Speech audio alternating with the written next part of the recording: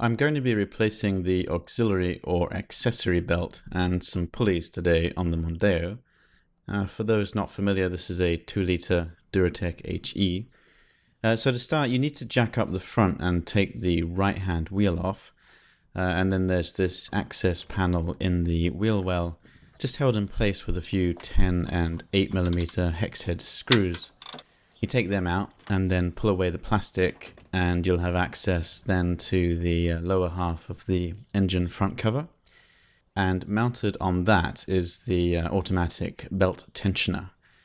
So I'm going to be taking that off, but you need access to it whether replacing it or not.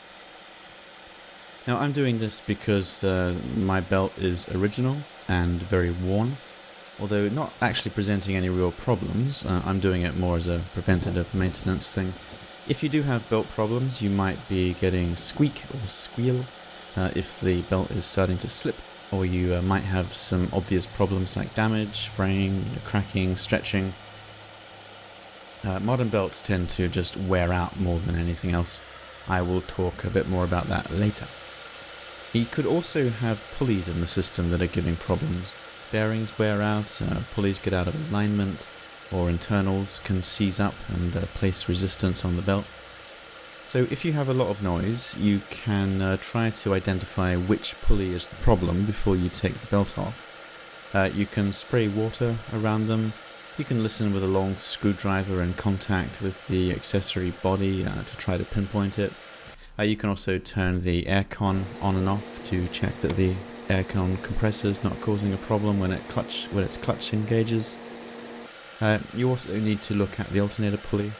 My system's not making that much noise though. Everything's basically fine. Although I will also be replacing the idler pulley today, just as it's a sensible maintenance item that you'd be wise to do along with the belt. And I'll also have a look at the tensioner pulley. Now, more on pulleys in a bit. First, back to the access panel behind the wheel.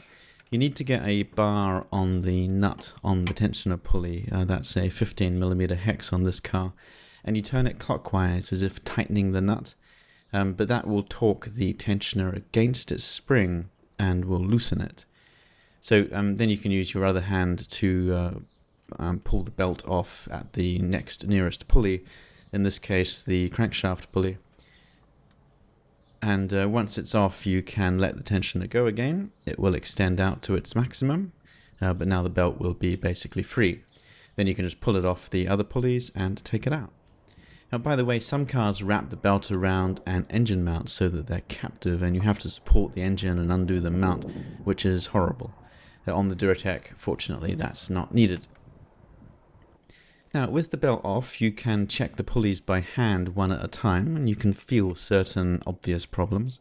You turn each pulley and check that it's smooth, check that there's not excessive play in terms of rock, particularly. Now, this is the power steering pump. I actually just replaced this, and both had this in and out play, so I assume that that's okay. There's no lateral rocking, which is good. Now, this is the water pump. It seems fine. Same for the aircon. The clutch stays disengaged, so you're just spinning its pulley here. Now here is something interesting. This is the idler pulley. Listen to this.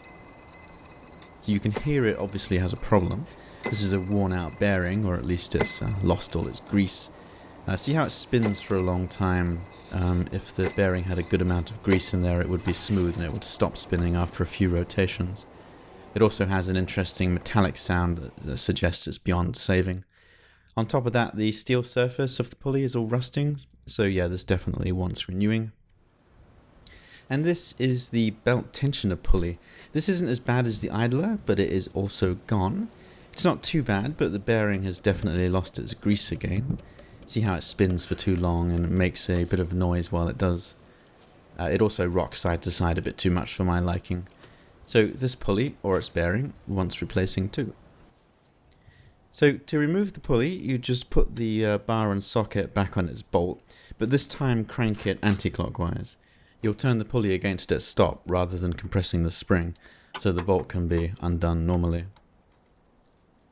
There's a good chance that you'll want to replace the entire tensioner if it's old. They fail all the time on the Duratec. You get a metallic rattling or knocking when it's bad. and then you know it's gone. You can also look when it's running to see if it's bouncing around a lot. It should be basically still and solid. This one's not too bad, and I initially thought I could get away with just replacing the pulley, but I'll take it off here to show you how easy that is anyway. It's just held on with these two 10mm hex head bolts, so you just take them out and the entire tensioner will come away. And this is it, basically a pulley that's mounted on a crank arm, which is spring loaded by the big spring that lives in the cylinder at the back here. And what I did initially for this is just buy a new pulley to suit it, a nice new wheel, but more importantly a nice new bearing. If you look at this red bearing, it says Nachi Japan, so that's a good quality part. Now you could press out the bearing from the old wheel and adjust the bearing. It's perfectly possible. Take it down to a supply place and they'll probably be able to give you a new one off the shelf, and it wouldn't cost much either. However, there's the hassle of pressing it, and by doing this, of course, you get a new pulley wheel also. And you can see how much more nicely and smoothly this turns compared to the old one. Alright, so the pulley just unbolts. Remember, I cracked it loose while still on the engine. You wouldn't be able to hold it otherwise. And yeah, this definitely wants throwing out. And the new one just goes back on the same way. Just remember to replace the little metal concave washer between the bolt head and the bearing. Do it up with a ratchet, but you won't be able to torque it until the tension is back on the car. Obviously you could replace just the pulley without taking the tensioner off the engine. I've just done both here to show you better. Now, taking out the idler pulley is a similar story, but the bolt is more difficult to access because it's in the canyon in front of the engine with no access panel this time. Now, I couldn't get a bar and socket onto it because there's just not enough room. I was able to get a flare nut spanner on there though, and fortunately it's not torqued on too tightly, so I was able to undo it with just that. Then with a lot of patience undoing the bolt, it too will eventually come free. There's hardware that might separate from it and drop away, so watch out for that. And with it out in the open, you can see how tired this old thing is. It's pressed steel that's painted, unlike the plastic pulleys, so all the paint's worn off where the belt rides and the steel surface is rusting. There was this plastic washer on mine that had broken. Check that you don't have bits like this still stuck to the engine. Anyway, here's the new one. Identical design, comes with a new bolt and the hardware, this time from INA, made in Canada, which is a surprise these days. Okay, so this is as simple as it seems. You just simply thread the new one back onto the engine. Be careful not to cross-thread it, as it's a small thread in a very awkward place. And the female thread on the block is a soft alloy, of course, so if you strip it, you're going to have a bad day.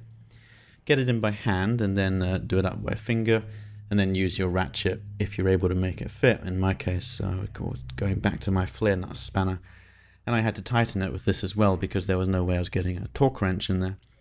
And there it is. Doesn't that look a lot better? The tensioner just bolts back in place, whether you're putting a new one in or you're just putting it back in with a new pulley like me. Put the top bolt in first as the lower bolt hole is slotted, but otherwise it's simple. And when it comes to torque, the specification for these is just 25 Newton meters, which isn't too much. So just as with the idler, don't go overboard. And in the case of the pulley, if you've renewed that, I also tighten that to 25. This time, as you torque it, the tensioner arm will probably move, but that's okay, just chase it round. And now the belt.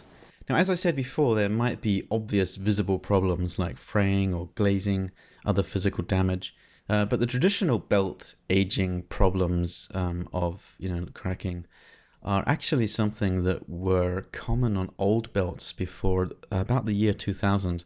They used neoprene rubber. Modern belts since then have mostly switched to EPDM rubber, which has different characteristics. And as you can see with my one, which is actually now 17 years old and has about 180,000 kilometers on it, they hold up pretty well.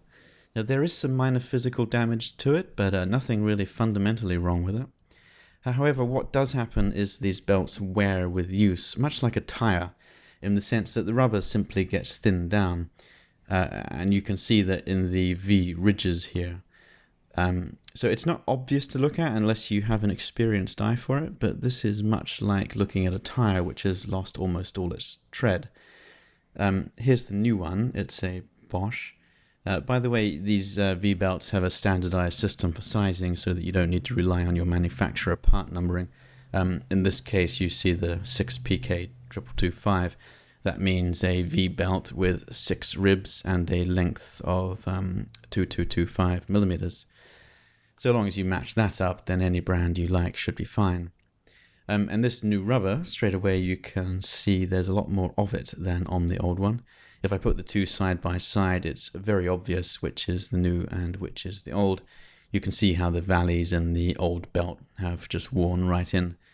So you can get gauges to measure this, but once you've seen it a few times, it's quite easy to tell by eye, and you can count on them just wearing out with use, so they become sort of a long-term service item. Okay, now to put the new belt on. That's a pretty simple task with two main objectives. Firstly, to get the V ribs lined up correctly. That's to say, not offset on any pulleys. Probably start from the top with the power steering pulley on this Duratec so that the belt can hang off it. And secondly, to also correctly route the belt as designed. Now, it can be confusing with the serpentine geometry of pulley layouts, so a diagram can be helpful. Or maybe you could take a photograph before you took the old belt off.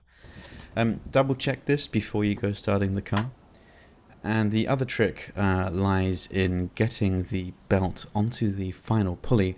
When I took it off, I just yanked the belt off the crankshaft pulley because that was convenient next to the tensioner. However, the new belt might be tighter than the old because it isn't stretched out any. So you might have just that much more trouble getting it back on, even with the tensioner held right at its limit. And then you could risk damaging the new rubber and trying to drag it over a rusty crankshaft pulley like my one. So what you can do instead is make the final pulley one of the reverse ones, so to say, that don't have a V-surface and ribbed edge. On the Duratec, that's either the idler or the water pump pulley. Only thing is you can't reach either of them very easily while holding the tensioner. So either get somebody to help, or you can work out a way of holding the tensioner open. In my case, I could articulate my bar, and it holds quite nicely against the wheel knuckle like this. You could also use a cable tie and just tie the bar temporarily against the half shaft or whatever. And once you've done that, you can just get up and just slide the flat of the belt onto that last pulley, water pump in this case, and that should be much easier. Lastly, double check that belt routing and all the ridged pulleys have the belt properly aligned. Then release the tensioner, and then you can start the car and check everything's in motion as it should be. It's going to be pretty obvious if anything's wrong. So here's a nice new tensioner pulley, a nice new belt, everything working correctly in line and with no noise. Nice new idler pulley. Beautiful.